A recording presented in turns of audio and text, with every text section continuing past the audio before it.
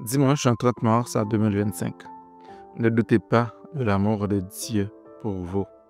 Jérémie Sourdril. Il y a des chants qui, je l'avoue, sont désespérants. Tout chant chrétien n'est pas forcément biblique, même s'il paraît plein d'humilité. J'ai remarqué que beaucoup de chants pleins d'humilité étaient en fait anti-scripturaires. Un de ces chants dit « Je ne comprendrai jamais pourquoi tu m'aimes ». Vous pensez peut-être que ce n'est pas quelque chose de grave, mais c'est en fait très grave.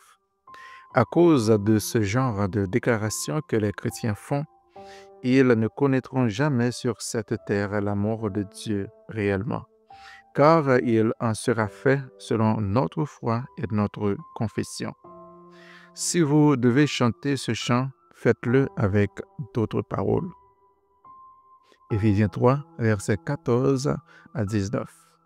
À cause de cela, je fléchis les genoux devant le Père, duquel tire son nom toute famille dans les cieux et sur la terre, afin qu'il vous donne, selon la richesse de sa gloire, d'être puissamment fortifié par son esprit dans l'homme intérieur, en sorte que Christ habite dans vos cœurs par la foi, afin qu'étant enraciné et fondé de l'amour, vous puissiez comprendre avec tous les saints quelle est la largeur, la longueur, la profondeur et la hauteur, et connaître l'amour de Christ qui surpasse toute connaissance, en sorte que vous soyez remplis jusqu'à toute la plénitude de Dieu.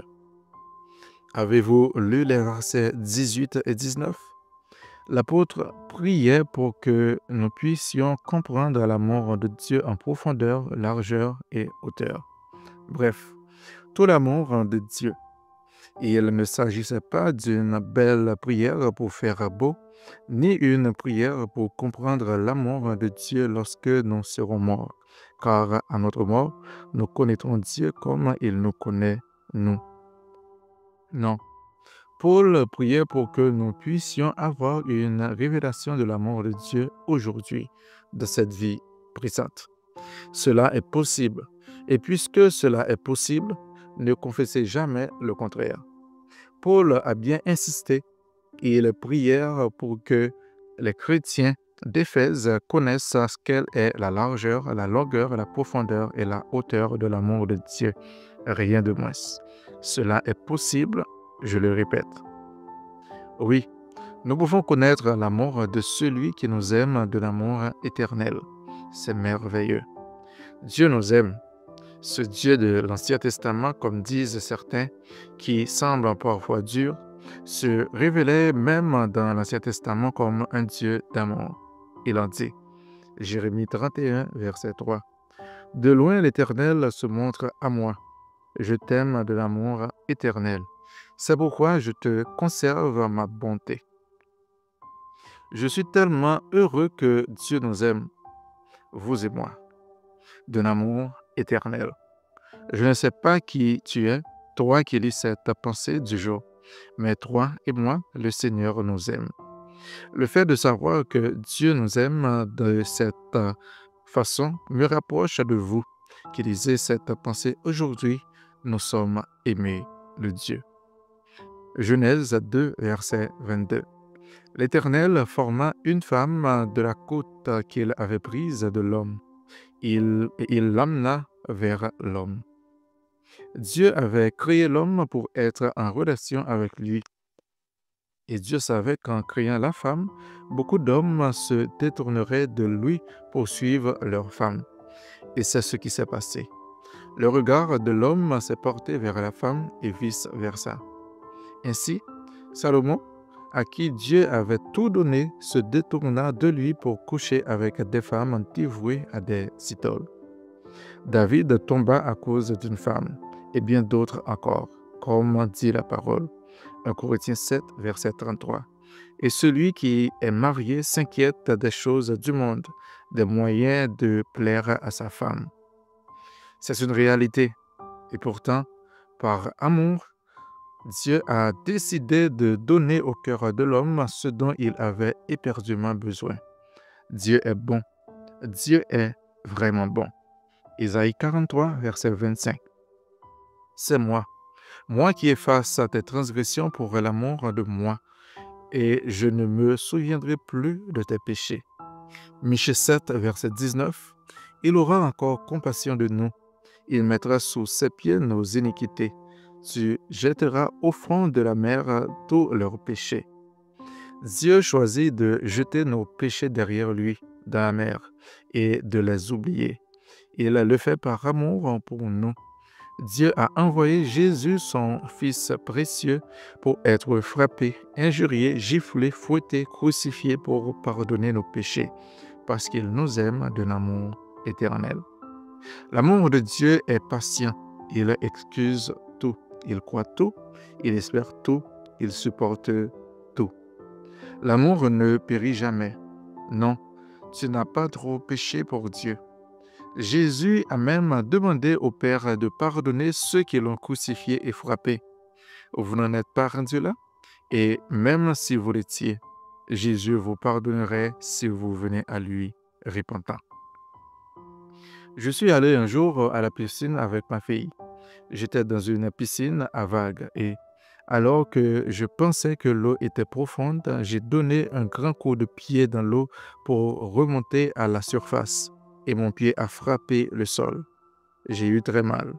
Je suis rentré chez moi en boitant et Annabelle, ma merveilleuse femme, rigolait avec une amie de la sensibilité des hommes quand ils se font un petit bobo. Je ne ferai pas d'exhortation sur ce point.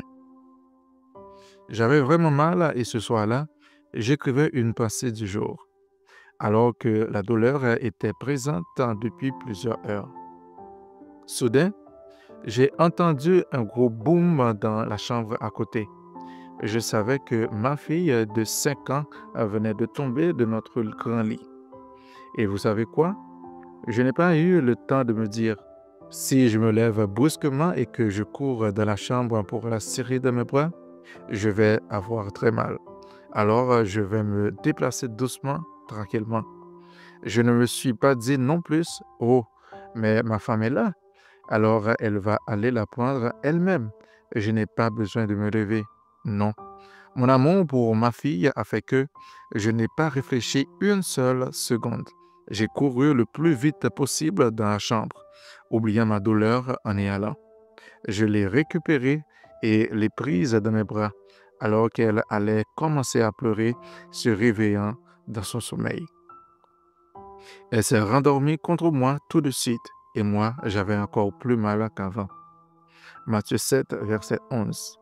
Si donc, méchants comme vous l'êtes, vous savez donner de bonnes choses à vos enfants, à combien plus forte raison votre Père qui est dans les cieux donnera-t-il de bonnes choses à ceux qui les lui demandent?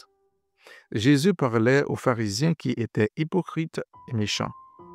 Les pharisiens remettaient constamment en question l'amour de Dieu et étaient prêts à lapider la première pécheresse qui passait par là. Et Jésus leur a parlé d'amour en les reprenant dans cette parole. Il leur montrait que, bien entendu, c'est une évidence, Dieu est bien plus amour que des parents. Il aime vraiment les gens. Nous pensons bien sûr au fils prodigue et à comment son père, l'image de Dieu ici, l'a accueilli dans ses bras d'amour avec une grande fête et de beaux habits. Mon attitude avec ma fille ce soir-là n'était pas quelque chose d'extraordinaire. C'est ce qu'aurait fait tout bon parent. Et vous savez quoi? Eh bien, Dieu va accourir à vous à chaque fois que vous aurez besoin de lui, si vous restez dans sa présence. Si vous êtes éloigné de lui, eh bien, Dieu vous aime toujours de la même façon. Il n'est pas venu chercher des justes, mais des pécheurs à la repentance. Alors, repentez-vous et sautez dans les bras d'amour de Dieu qui vous aime, car l'amour de Dieu pour vous, enfants de Dieu, est éternel. Si Dieu n'est pas encore votre Père et que vous ne connaissez pas intimement Dieu, vous pouvez aujourd'hui faire la paix avec Dieu et connaître son amour. Je vous encourage à faire cette prière de tout votre cœur. Il ne s'agit pas de recette magique d'une prière incantation, mais si vous dites ces mots de tout votre cœur en y croyant vraiment, la Bible déclare que vous allez aujourd'hui même devenir enfant de Dieu. Si vous n'avez jamais fait de Jésus-Christ le sauveur de votre vie, vous pouvez le faire maintenant. C'est entre vous et Dieu. Pour accepter Jésus dans votre vie comme sauveur, je vous encourage à vous rendre à la page Comment recevoir Jésus comme sauveur.